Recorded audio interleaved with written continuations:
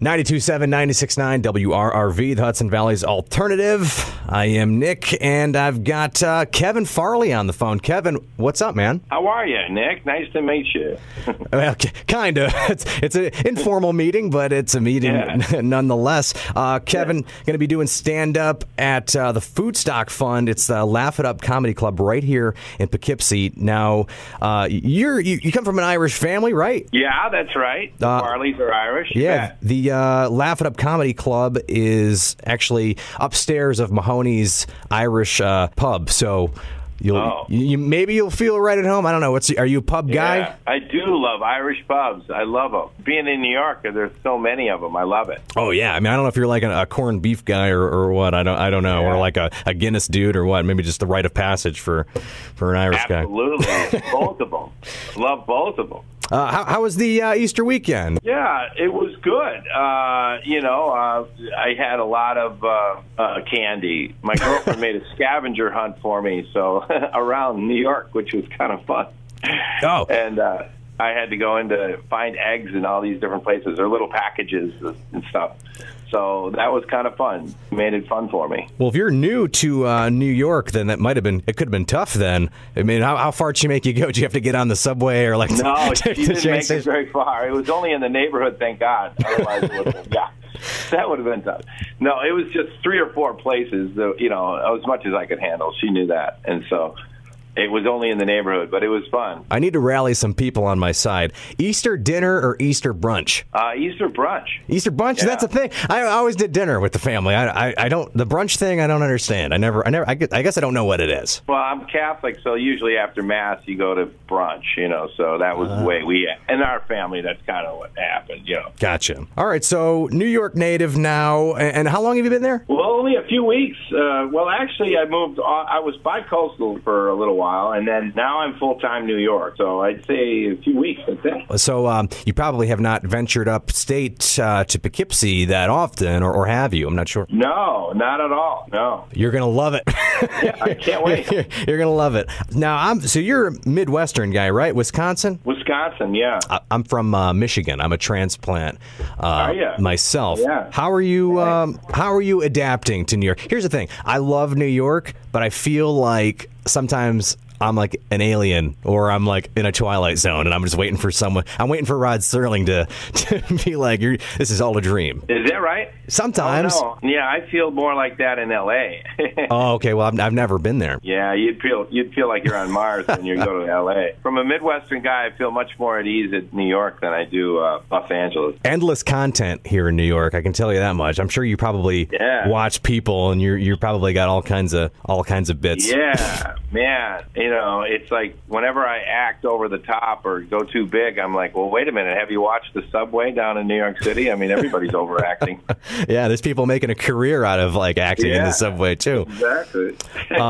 Okay, so again, I've got Kevin Farley on the phone. He's going to be at Laughing Stock. It is Saturday, April 7th at the Laugh It Up Comedy Club. This is very cool because 100% of the proceeds benefit the Duchess Outreach and the Children's Home in Poughkeepsie and the food bank of the Hudson. Oh, that's nice. Children's Home. That's nice. I love that. Yeah, so it's very cool that you're doing this, and it's all to help people in a very physical way. I mean, they've supplied 150,000 meals to people here in the Hudson Valley, and you're helping in that way. And I feel like just having a career in comedy would mean that you like to help people in other ways too, like emotionally making people laugh.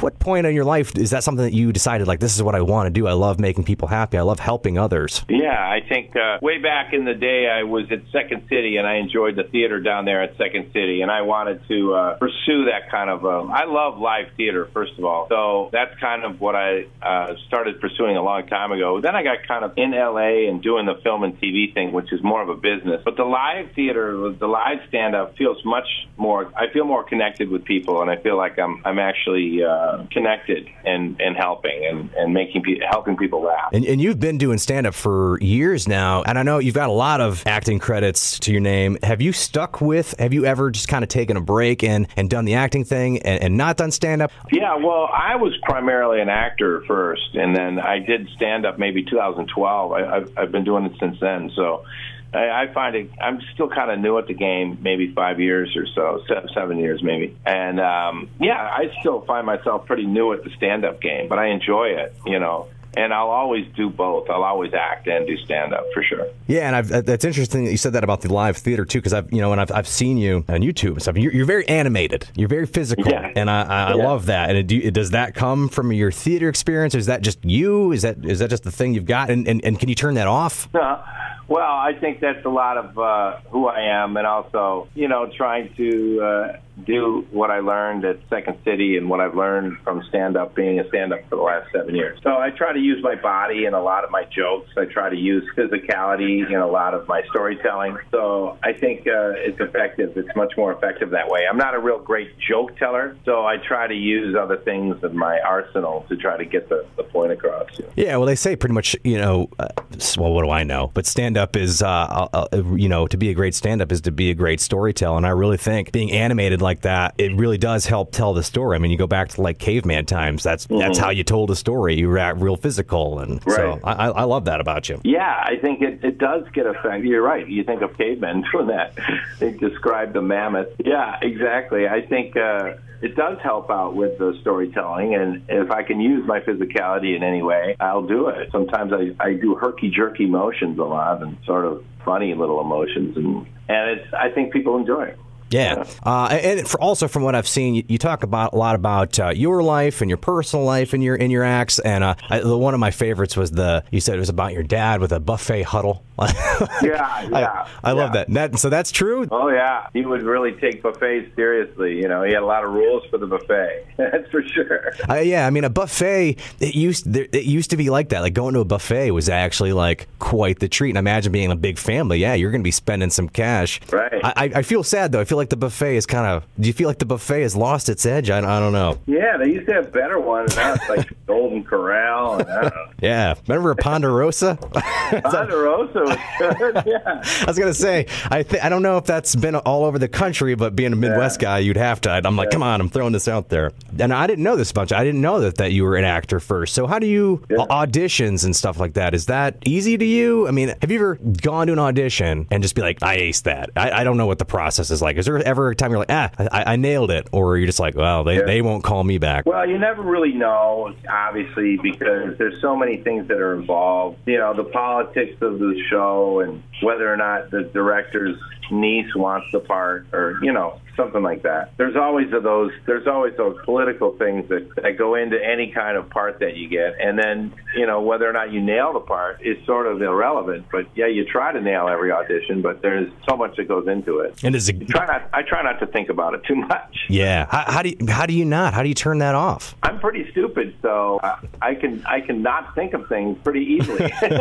I wish that was a thing. I wish I could not think so much. I wish you could turn that off. I just replace it with something else, like an ice cream cone or something like that. I could take that advice. Now, one of my favorite movies, Dirty Work, and you were in a scene with, of course, the late Don Rickles. And I loved him. I've got to ask, did he dump on you at all? Or, like, did you ask for it? You hear the stories about, like, people would approach him and be like, come on, you got to say something, you know, or did anything like that happen with you? Or Yeah, I remember Don, at the end of the day, I was always making him, all day long, I've been making him tell me Sinatra stories. And he got kind of tired of me, I think. At the end of the day, I said, well, Mr. Rickles, it was nice working with you, and thank you for talking to me about Frank Sinatra and your days and that days. And I shook his hand, and he starts to make like he's crying. He goes, get out of here, you weirdo. That's typical him, you know. And you love it, and you're probably like, yes. Yes, he insulted me. All right. Yeah, I was excited. All right. I see that, like, these boy bands are making a comeback. I think I don't know how often you're asked this question. Together reunion. Any chance of that happening? I would love it. I think we forgot all of our songs. I can't remember. I don't know. I would love it. I think those guys are great. I don't know where they are now. I've kind of lost touch with them, but I would love it. I think years ago we went to get a little reunion together, and it was fun. We sang some basic songs, and it had a little interview, and that was about it. But you know, I think it would be a kick to see those guys again. I mean, every dude's song through a tough time, the hardest part of breaking up is getting back your stuff. Just getting back. I think your anyone stuff. can just about relate to that who's been in a tough. Tough relationship here. Or say it it, don't spray it. We had that. That was it. And U plus me equals us. Right. Calculus. Calculus, yeah. Some early MTV days. This is Kevin Farley. He's going to be at Laughing Stock 7, Laugh It Up Comedy Club, April 7th, right here in Poughkeepsie. This is your first time in Poughkeepsie, and we'll make sure that you're nice and welcome, because we appreciate this. 150,000 meals these organizations have helped people in the Hudson Valley. Yeah, so that's I'm huge. proud to be a part of it. So you're doing some voiceover work now too, and I do some voices on F is for Family and Netflix. And that's a great show. That's the one with Bill Burr, right? Bill Burr, Laura Dern, Sam Rockwell. Yeah. And we're hearing about a lot of people going to Netflix. A lot of comedians are going there because they're the ones that are buying. If you go with who's buying. Yeah. So, no, they're a great company. I'm very happy to be a part of them. You know, I like Ted Sarandon. He does a great job over there. And I just think it's a lot of fun to work over there. Now, how do you rate voiceover work with acting? I mean, is that tough? I mean, because we talked about you being so animated. How do you translate that to voiceover work? I get pretty animated in the booth. You know, I'm walking around. I'm kind of jumping up and down and get my energy level going. So if it's an animated character, I try to imitate the character in the booth. So I look kind of funny when I'm doing it. I'm sure it'd be great to see. You know that like years later they're going to release videos of all of that. Yeah. This is Kevin Farley. He's on F is for Family on Netflix, and you've even got a podcast too. I've got a podcast called Kevin Farley on the Road. Yeah. All right, Kevin. Thanks for spending time with me, man. I really appreciate it. Hey, definitely my pleasure. Thanks for having me.